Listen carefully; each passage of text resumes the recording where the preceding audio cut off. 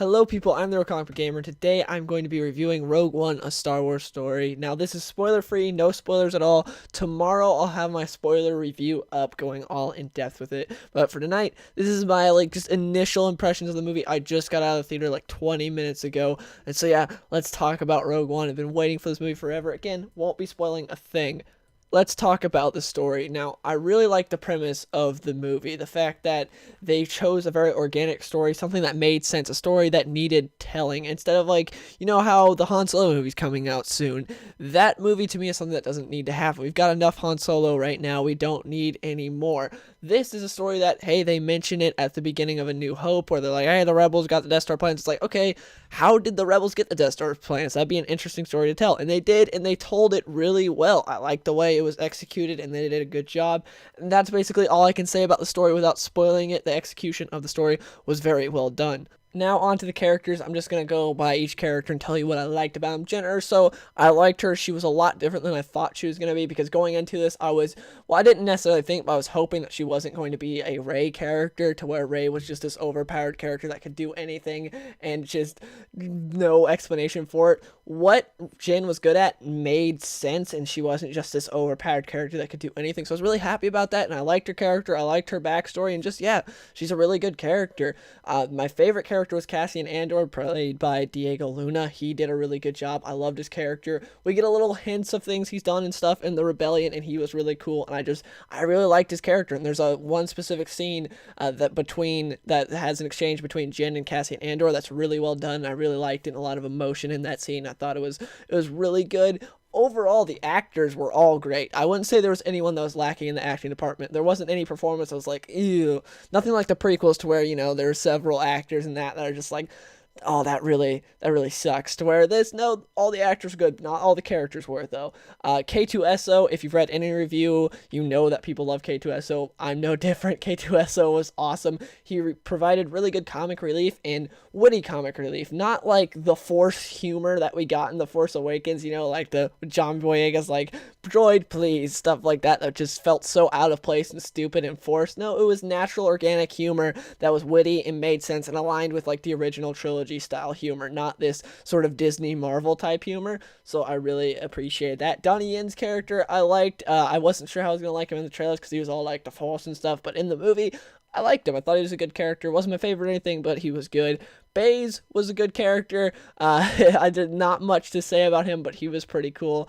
Krennic was the most disappointing of all the characters in the movie. Ben Mendelsohn did a good job playing him, but the character going into it, after seeing all the trailers and everything, I was like, okay, this Krennic guy looks pretty cool. I can't wait to see what he does in the movie, and I can't really say anything without spoiling anything, so to me, it felt like they had the concept of Krennic, but they had no clue what they wanted him to do in the movie, and that's where I'll leave it because I can't say anything without spoiling it. So just Krennic was very disappointing. After all the trailers and everything, I was really excited, and the casting of Ben Mendelsohn. I was really excited to see what he did, and then he didn't really do anything. Saw Gerrera, who's the character from the Clone Wars TV show, I didn't really care for. To me, Forrest Whitaker's voice sounded like a high-pitched Watto, Watto from The Phantom Menace, the guy who used to own Anakin as a slave.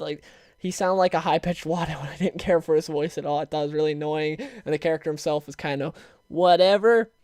Riz Ahmed's character was Bodhi. He was whatever. I think he was just kind of like, I wanted to see him do more stuff because I like Riz Ahmed and he's a good actor, but the character was just kind of whatever. Mads Mikkelsen did a good job as Galen Erso. I liked him. Mads Mikkelsen's good and everything, and that's kind of it as far as the sort of main characters go. But yeah, overall the characters are done pretty well. There are some references to Star Wars Easter eggs and stuff in this movie that I thought were handled good. They weren't in your face, this is Star Wars, here's some stuff, remember this thing from Star Wars nostalgia. They didn't do that. They handled it really well, and it felt natural, which is something I've been saying a lot, and that's something that I really associate with this movie, is the fact that pretty much everything felt natural. It didn't really feel forced, and I like that. One of the cons of this movie, I will say, is the fact that it is a little slow, and there is parts of the movies to where it's I don't like this part. I don't hate it either. It's just kind of meh, and I just want to move on to something else. There were some parts of the movie where I was like, okay, this is kind of whatever, and I wanted to move to something more interesting. So that's one of the flaws I can say with the movie, is the fact that just I wanted something Like, it didn't have to be like some big action set piece or anything, but something more, something just more interesting. Also, the soundtrack for this movie is very lacking. Something you notice right away. It's just like I noticed with Force Awakens. Granted, Force Awakens fault, it wasn't really soundtrack fault. Like, if you listen to the soundtrack separately, soundtrack's great for the Force Awakens. It's just the fact that J.J. Abrams had no clue how to implement the soundtrack into the movie and get it to actually like affect the movie. He had no clue how to do it.